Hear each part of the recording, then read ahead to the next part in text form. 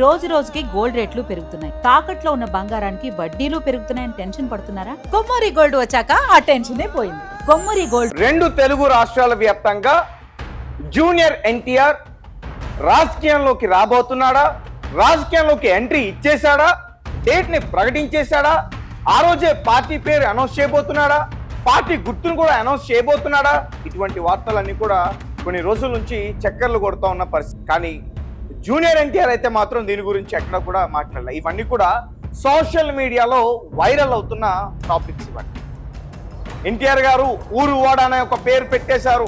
July 18వ తారీఖున ఆయన ఒక ప్రకటన తెలియచేయబోతున్నారు అంటూ కూడా వార్తలు వస్తూ ఉన్నాయి.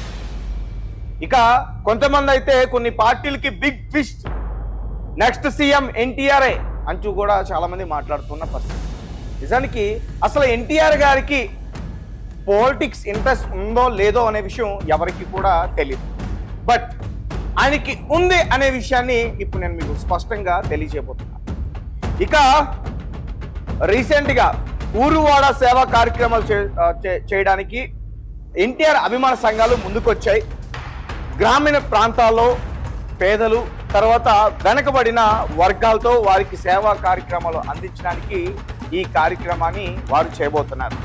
అందుకోసమే అభిమాన సంఘాలు ముందుకొచ్చాయి.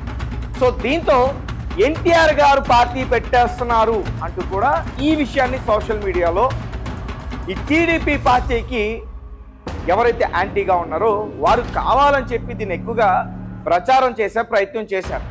ఇది ఈ టాపిక్ ఇప్పుడు ఏమేం కాదు, ఇంతకుముందు 4-5 సార్లు కూడా ఇలానే జరిగింది. అప్పుడు 2024లో కూడా ఎలక్షన్ టైంలో కూడా ఇదే రకంగా జరిగింది. కానీ ఇప్పటి వరకు ఎన్టీఆర్ గారు ఎక్కడా కూడా దీని గురించి మాట్లాడిన పరిస్థితి అయితే లేదు. ఇక ఆయనకి రాజకీయాల్లోకి రావడానికి ఇంట్రెస్ట్ ఉందా లేదా అనే విషయం మాట్లాడితే ఖచ్చితంగా ఉంది అనేది చెప్పాలి. ఎస్, ఎందుకంటే 2009 ఎన్నికల ప్రచారంలో టీడీపీ పార్టీ తరఫున ఎన్టీఆర్ గారు ప్రచారించారు. కావాలంటే మీరు ఆ వీడియోని కూడా చూడొచ్చు, పక్కన ప్లే అవుతుంటుంది.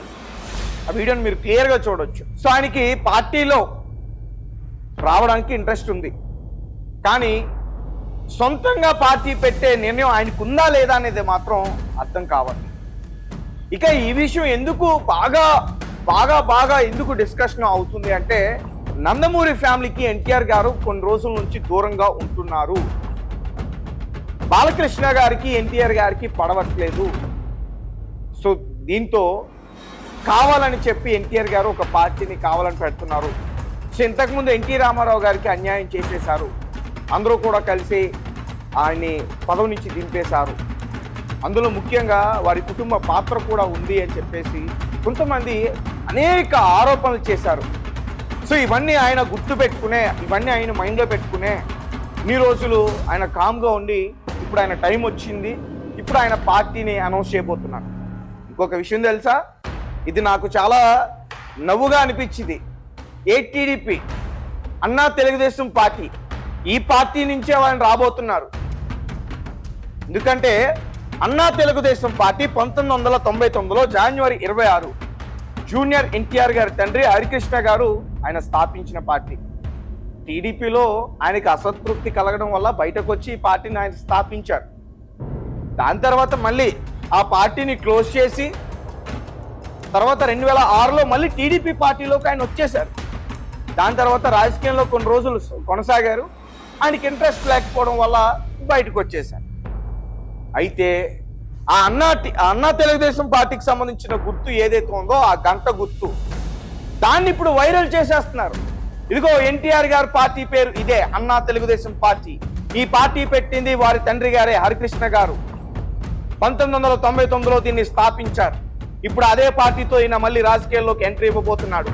పార్టీ గుర్తు గంట అంటూ కూడా ఈ విషయాన్ని ఎక్కువగా వైరల్ చేసే ప్రయత్నం చేస్తూ ఉన్నారు చాలా మంది. ఒక విషయం అయితే క్లారిటీగా చెప్పు, సో ఆయన రాజకీయాల్లోకి రావడానికి ఇంట్రెస్ట్ ఉంది అనేది అయితే అర్థం అవుతుంది.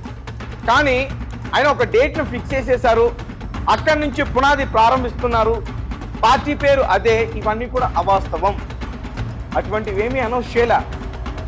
ఆ అభిమాన సంఘాలు అనౌన్స్ చేసినవి ఏంటి, ఊరు వాడ పేరుతో కొన్ని సేవా కార్యక్రమాలు చేయడానికి వారు ప్రయత్నాలు చేస్తున్నారు.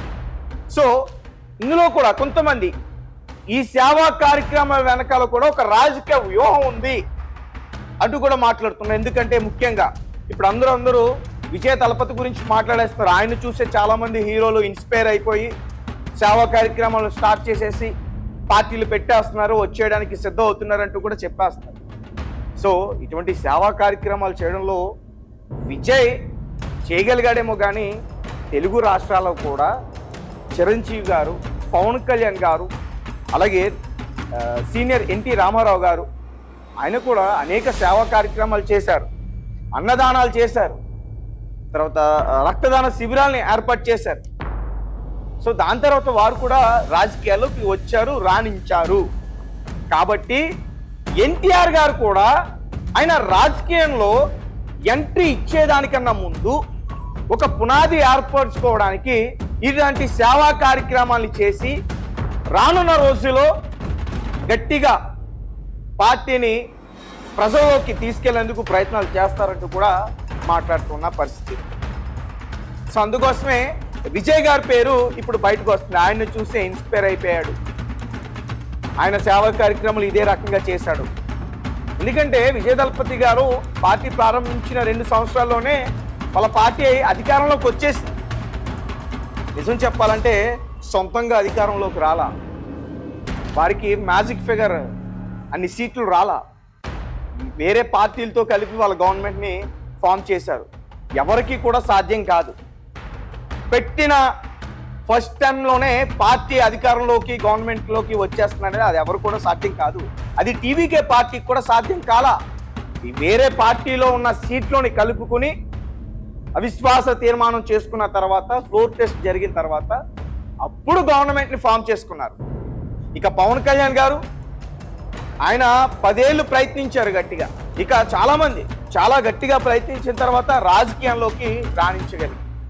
సో ఈయన కూడా అదే రకంగా ఈ ఊరు వాడ పేరు కార్యక్రమంతో ప్రజలకు దగ్గరయ్యి వారికి సేవా కార్యక్రమాలు చేసి రాజకీయంలోకి రావడానికి ప్రయత్నాలు చేస్తున్నారు అంటూ కూడా మాట్లాడుతున్న పరిస్థితి. సో నిజంగా రావాలి, ఖచ్చితంగా రావాలి, ఆహ్వానిస్తారు ఎవరైనా సరే. ఎందుకంటే ఎవరిష్టం వారిది, నువ్వు ఎందుకు పార్టీ పెడుతున్నావు, నీకు అవసరమా అనే అడిగే అర్హత ఎవరికి కూడా లేదు. సో ఈరోజు ఒకవేళ నిజంగానే ఆయన పార్టీ అనౌన్స్ చేసి పెట్టబోతున్నారంటే ఉన్న రాజకీయ పార్టీలు అన్నీ కూడా ఖచ్చితంగా ఆహ్వానిస్తాయి. ఏమో రేపొద్దున ఆ పార్టీ ఈ పార్టీ కలిసి గవర్నమెంట్ని ఫామ్ చేయొచ్చేమో, చెప్పలేం కదా. కాబట్టి ఖచ్చితంగా ఆహ్వానిస్తారు. కానీ ఇక్కడ కొంతమంది టీడీపీ పార్టీకి ఇది ఒక బిగ్ ట్విస్ట్, టీడీపీ పార్టీకి ఒక గట్టి దెబ్బ అంటూ కూడా చాలా మంది మాట్లాడే ప్రయత్నం చేస్తూ ఉన్నారు. ఇందులో ఆ పార్టీకి అసలు ఎటువంటి ట్విస్టులు లేవు, ఎటువంటి గట్టి దెబ్బలు లేవు. ఎందుకంటే రీసెంట్గా జరిగిన ఎలక్షన్లో వారికి వచ్చిన ఓటింగ్ కావచ్చు, ప్రజలు ఏదైతే అక్కడ ప్రజలు, తెలుగు రాష్ట్ర ప్రజలు అమరావతిని కోరుకుంటున్నారు, క్యాపిటల్ని కోరుకుంటున్నారు. అది జరగాలంటే టీడీపీ పార్టీ ఉండాలంటూ కూడా వారు కోరుకుంటున్నారు. కాబట్టి అలా ఆలోచించే ప్రజలు సడన్గా వారి డెసిషన్ని మార్చుకుంటారనేది అయితే మాత్రం ఎవరు కూడా నమ్మరు, మీరు కూడా నమ్మకండి.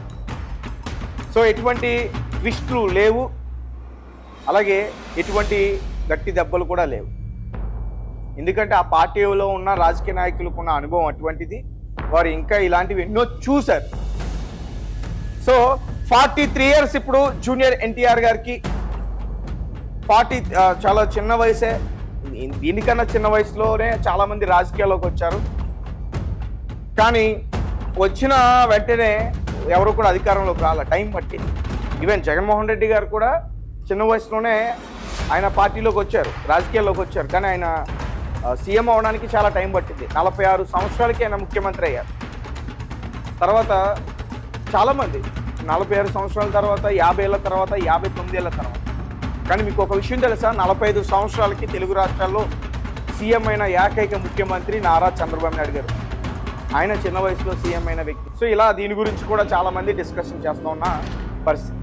సరే, ఇవన్నీ కూడా ఈ టాపిక్ అంతా కూడా జూనియర్ ఎన్టీఆర్ పార్టీ పెట్టేశాడు, పార్టీని అనౌన్స్ చేసేసాడు, గుర్తుని తెలియజేసేసాడు, గంట గుర్తు అనే దాని గురించి ఇప్పుడు ఏదైతే జోరుగా ప్రచారం జరుగుతుందో అదంతా కూడా తప్పు అనేది తెలియచేయడానికి. సో ఇక ఆయనకైతే ఇంట్రెస్ట్ ఉంది, కానీ ఎప్పుడు వస్తారనేది అయితే మాత్రం క్లారిటీ